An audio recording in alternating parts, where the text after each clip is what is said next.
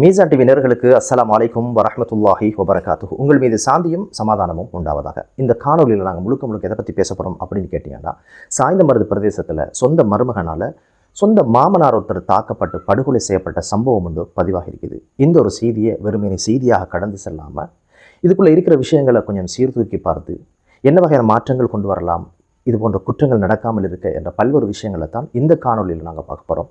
இதுவரைக்கும் எங்களுடைய சேனலை யாரெல்லாம் சப்ஸ்கிரைப் பண்ணலையோ அவங்க எங்களுடைய சேனலை சப்ஸ்கிரைப் பண்ணி வைங்க. எங்களுடைய பயனுள்ள காணொலிகள் உங்களை சேரும்.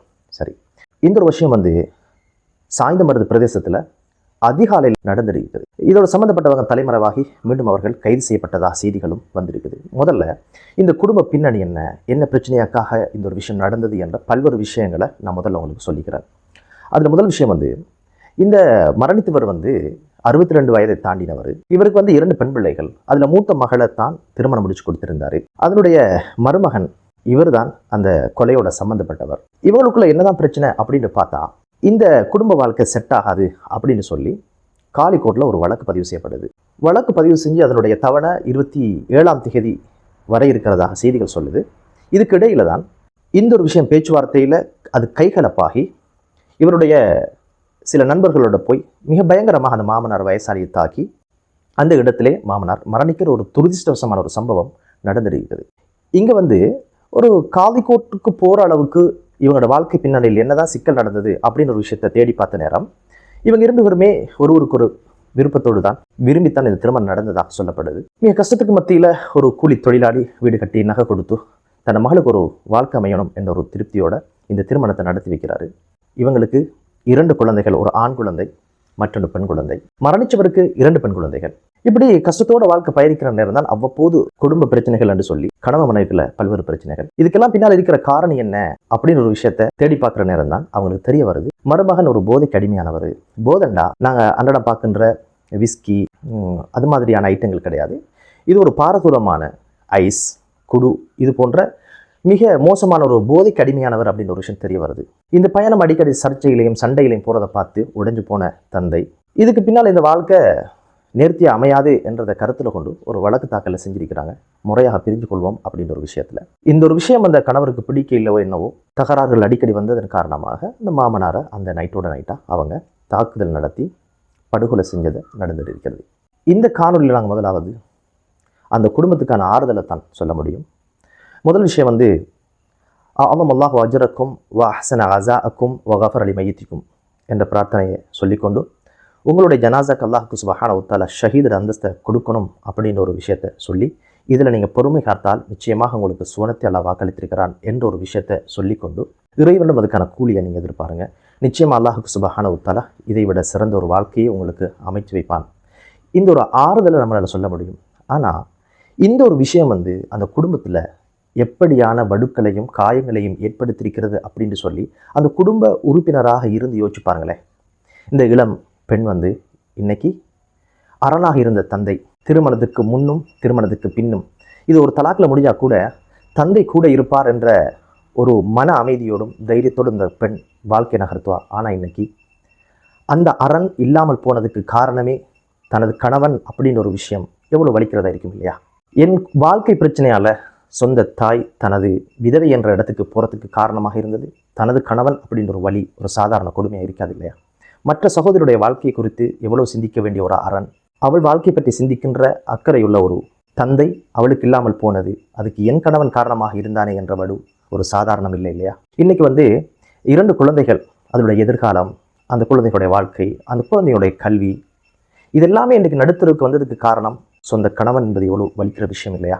இன்றைக்கி வாழணும் என்பதற்காக இவ்வளோ சிரமங்களோட கஷ்டப்பட்ட ஒரு வாழ்க்கை அமைச்சு தந்து அந்த வாழ்க்கை இன்றைக்கி இல்லை. அதுக்கு காரணம் இந்த கணவன் அப்படின்னு ஒரு விஷயம் இருக்கு இல்லையா?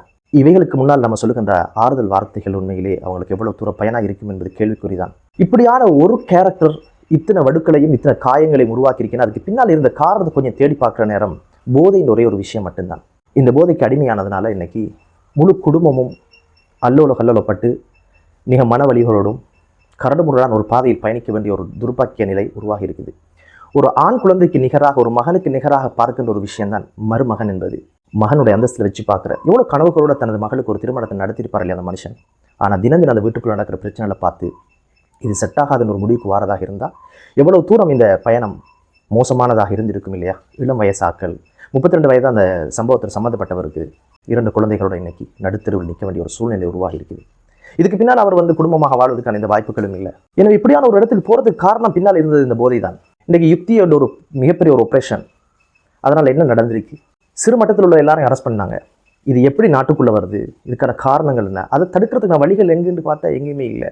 கடல் மார்க்கமாக வருதா, வான் மார்க்கமாக வருதா, இதெல்லாம் நாட்டினுடைய ஒரு கண்ட்ரோலில் இருக்கிற ஒரு விஷயம் இல்லையா? அதெல்லாம் எப்படி இதுக்குள்ளே வருது அப்படின்னு மிகப்பெரிய கேள்வி இருக்குது. இன்னைக்கு இந்த ஒரு போதையினால் இன்னைக்கு தினம் தினம் கொலைகளும், தினம் தினம் பிரிவுகளும், தினம் தினம் மிகப்பெரிய கொடுமைகளும் நடந்து வாரத்தை பார்க்கணும். இது வெளியே வரணுமாக இருந்தால் இதுக்காக உழைக்கின்ற ஒரு சமூகம் உருவாகணும்.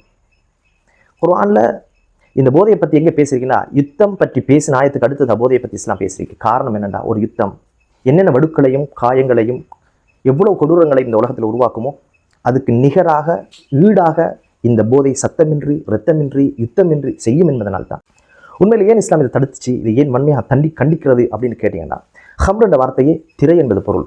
ஒரு மனிதன் சீராக வாழ்வதற்கு தேவையான புத்தி, அதை மறைக்கின்ற மிக முக்கியமான ஒரு வேலையை அது செய்கிறதுனால அதை இஸ்லாம் தடுத்திருக்குது. ஒரு மனிதன் நேர்த்தியாக சிந்திக்கணும். இதன் குடும்பம், இனி எனது மாமா, என்னுடைய குழந்தைகள், இதோட எதிர்காலம் அப்படின்னு ஒரு விஷயங்களை சிந்திக்கிறதுக்கு அது இடம் கொடுக்காது. ஆனால் அந்த ஒரு விஷயத்துக்குள்ள இந்த இளம் சமூகம் போனதுன்றது மிகப்பெரிய கவலை. கோவன்றது அவ்வளோ மோசமான ஒரு விஷயம். ஒரு கணப்பொழுதில் அதை நம்ம கடந்துட்டோம்னா நம்ம சக்ஸஸ்.